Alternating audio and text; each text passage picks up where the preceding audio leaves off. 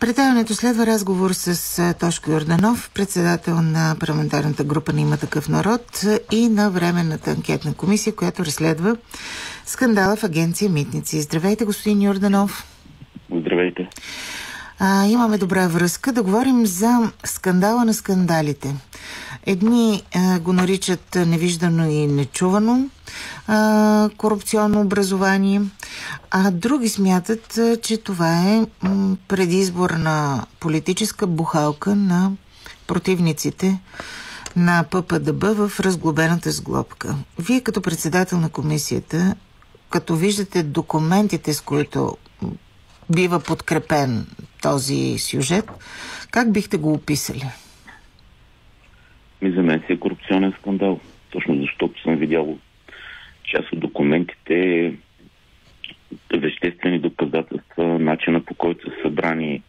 Освен това искам да ви задам един въпрос. Когато излязоха онези снимки на пачките на Бойко Борисов, пак в предизборна ситуация, не сме говорили за бухалка. Говорихме за корупционен скандал.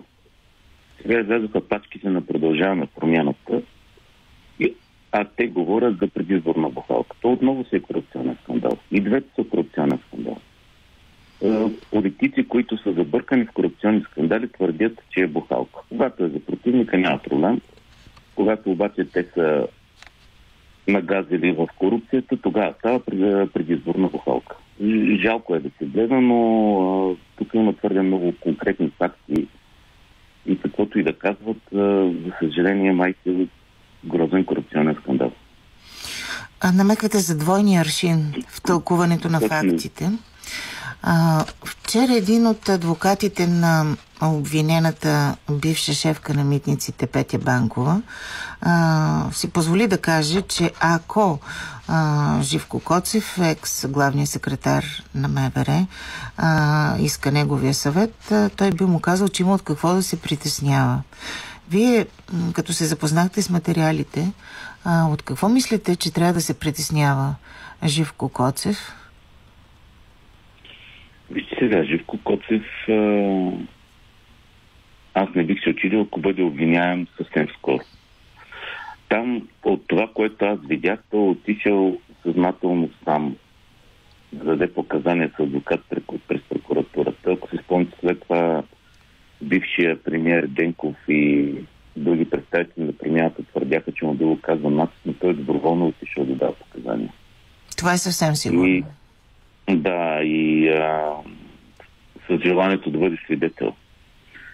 Когато човек е в дадена схема, знаете, че разследващите по цял свят прилагат. Това не е само България. Някой, който е бил в корупционна схема и издаде другарчетата, по този начин си купува имунитет.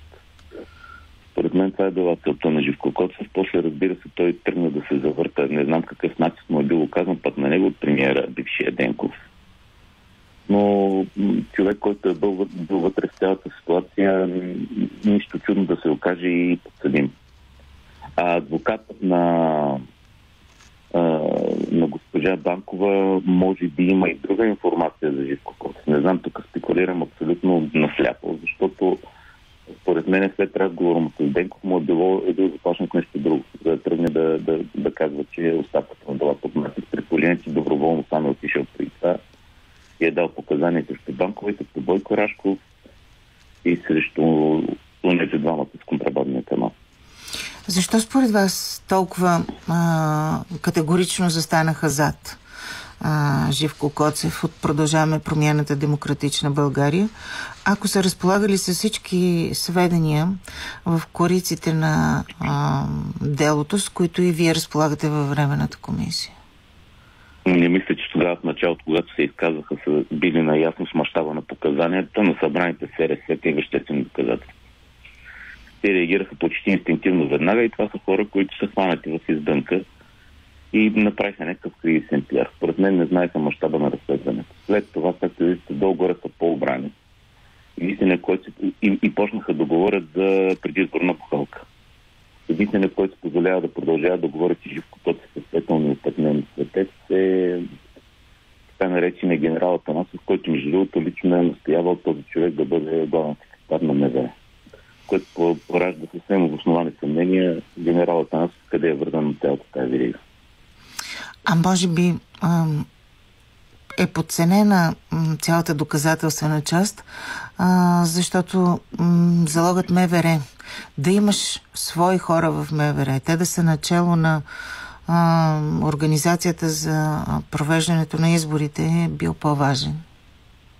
И това само ви показва какво е отношението на политиците към изборите. Нито една политическа партия от тези, за които говорим, не тръгва с идеята изборите са честни, а тръгва с идеята да нагласи изборите удобни за себе си, слагайки си свои хора, начало на МВР и на електронното управление. И въобще по цялата верига на организация. Но не е нужно предполагам да ви припомням на прословут запис на ППДБ, в който те в прав текст казват, че на избори трябва да се ходи с тяхно МВР.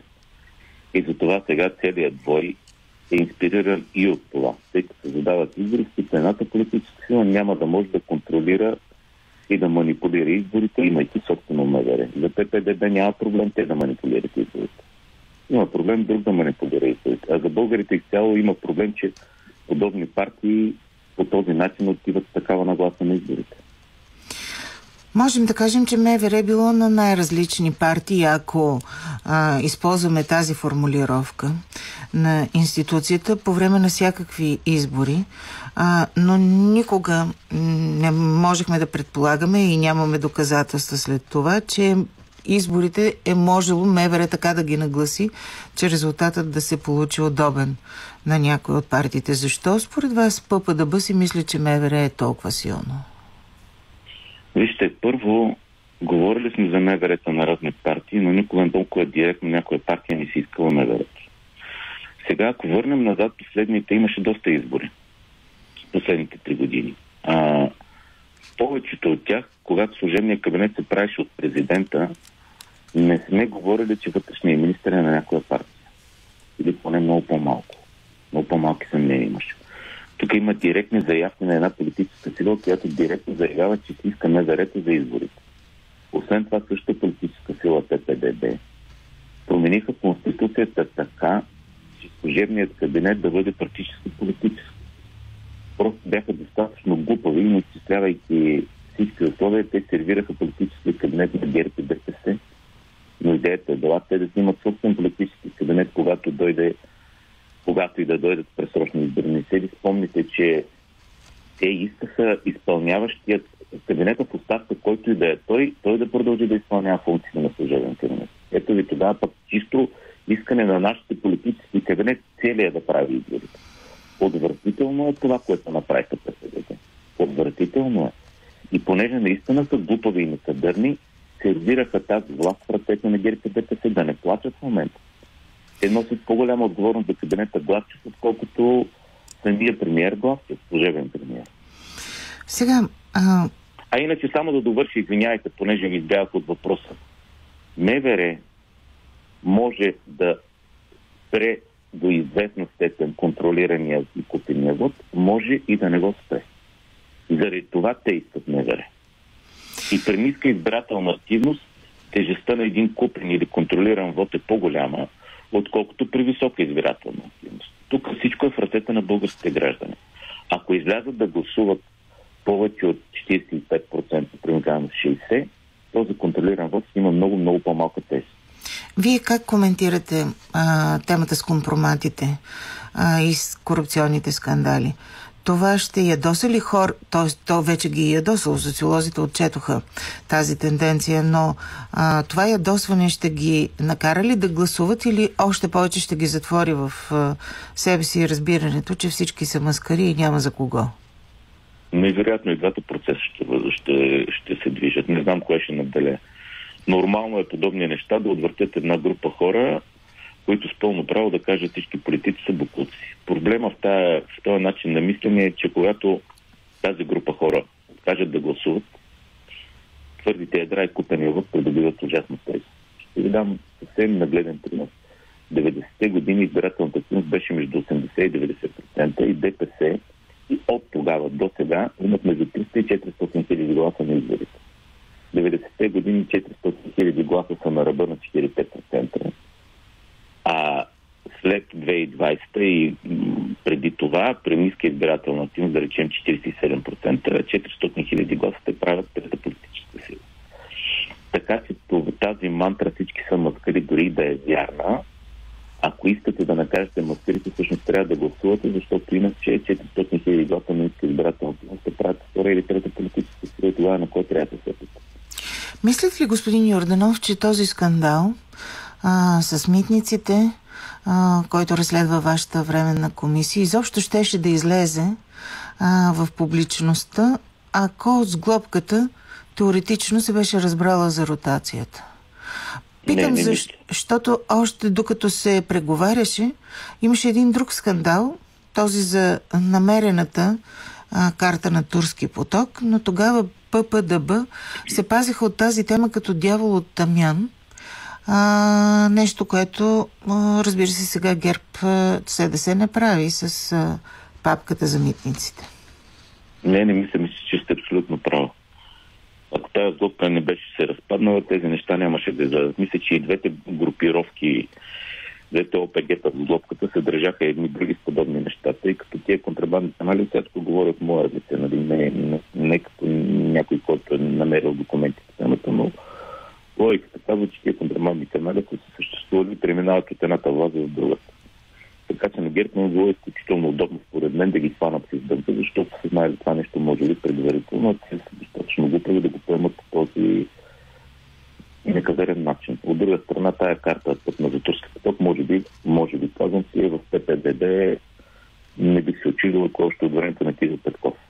И се държат в ръкава с идеята да изиграят този код, когато могат. И тъй като още се пазаряха, тогава бяха внимателни, само ги заплаши. В момента са в открита война и ще си вадят един на друг издънките, което да ви кажа е хубаво за нас като граждани, защото иначе трудно се намира информация, когато властта е в ръцете на една партия, тя знае информацията, но ни я вади. Така че този семейен скандал е супер за обществото. Според мен да се види, че това хора изпращат във властта. Само, че казват вече един друг тип специалисти, хората са до такава степен преситени и претоварени, че не могат да асимилират информацията и буквално се изключват. И това е причината за ниската избирателна активност, защото някакси не се усещат като фактор, който може да промени нещата. Мислите ли, че след тези избори на 9 юни ще може да се получи някаква друга формула от тази ГЕРБ, СДС, ППДБ плюс любезното неофициално съдействие на ДПС? Първо, хората може да са претоварени, но по-добре истината да излезе наяве, отколкото да тънем в блаженно невежество и да ни лъжат. Това е моето мнение. Второ, хора, които специалисти и експерти, слагаме ни огромни кавички, за да е ясна иронията ни, които казват това, според мен съвсем съзнателно обслужват някои политически сили, които имат нужда от ниска избирателна активност. Тези, които са в парламент, ГЕРБ, ДПС, включително ПП имат нужда от ниска избирателна активност. Защото ако има висока избирателна активност, гласовете, хората, които не харесват глобката, ако гласуват, те няма да имат тази тежест. И със същите си гласове няма да имат тези проценти и депутати в парламент. Затова ги преказват тия работи. А иначе после след изборите ще видим. От хората зависи. Не има 2 месеца, да не забравяме. Много неща могат да се случат. Ще ви стигне ли? Ако им се достатъчно висока, би могло да се пренареди парламент. Така е, но за сега социологическите проучвания не дават подобна надежда. Кажете, в тези месеци, в които парламентът работи, след промените в Конституцията, ще ви стигнат ли за да оформите краен доклад на Временната комисия за митниците? Първо, социологическите агенции почнаха да се превръщат мръсна дума, особено защото това не са социологически агенции, а медийни манипулатори. Примерно казано Market Links дори не могат да познаят номера на обувките си техните социолози, какво става някакви социологически нагласи. Не случайно в държави като Франция, ако не се лъжа, подобни мероприятия като социологически прогнози 2 седмици преди изборите са абсолютно забранени. Защото това е отвратителна манипулация, която се извършва от социолозите. Комисията ще заседава максимално много, поне 2 пъти седмично, за да може да оформим доклад. преди парламента да излезе в там, каквото решат да излезе.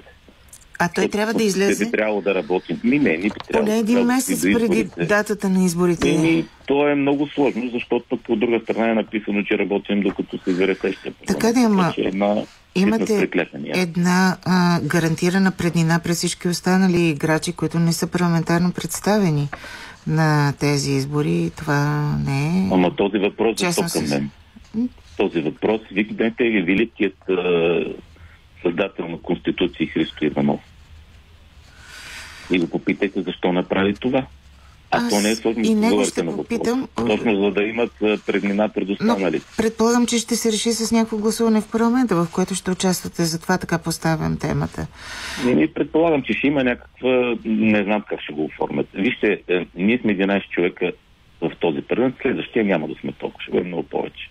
Добре. Но в момента останалото мнозинство, те, въпреки че са разглавена с глобка, отново се гласуват заедно по неща, които интересуват и двете страни на сглобка. Обръщате ми внимание. Финално, ще видим ли господин Слави Трифонов в листите на Има такъв народ? Слави никога не е бягал от отговорността на партиен лидер, така че ще постъпим правилно. Нещата по време на избори, защото вече не е започнала официално кампанията, за всички е ясно, че са предизборни ходове, така че ние си имаме тайминг и всяко нещо ще бъде направено в момента, в който смятаме, че е правилно и оповестено тогава. Добре, не е лоша тази стратегия. Само да попитам, можете ли да гарантирате, макар и с вашите 11 гласа, че няма в 12 без 5 да се променя изборния кодекс, както обикновено? Не мога да ви го гарантирам, защото се нагледа в този парламент на вкарване и промене на закони от единия ден за другия и приемане на 2 четения в един и същи ден в нарушение на правилата на парламент. Но поне се надявам да ми кажете, че ще сте против. То, за съжаление, изборният кодекс е за ремонт в някои ситуации, но то няма време. И би било, ще избяга добрия ефект в такова говорене. Но бързия ремонт има опасност да се върне като бумеранг. За това... то се прави в последния момент и ще е набързо. Иначе тези неща, вижте, по принцип трябва да мисля за изборния кодекс, когато се конституира парламента, има достатъчно време. Това си го говорим от хиляди години. Така ще бъде. Той и така ще бъде, защото политическите партии, големите, те нямат нужда от добър изборен кодекс. Трябва им изборен кодекс, който да позволява манипулиране в 2-3% в една или друга посока на то, което може да го осигурите. Манипулациите са толкова. Но това са достатъчно някой да стане първи, а някой друг да падне надолу. Добре, ще внимаваме, както се казва, за тези малки детайли и камъчета, които могат да обърнат колата. Благодаря ви за разговора. Тошко Йорданов, председател на парламентарната група на Има такъв народ и на Временната комисия, която разследва скандалите в Агенция Митници.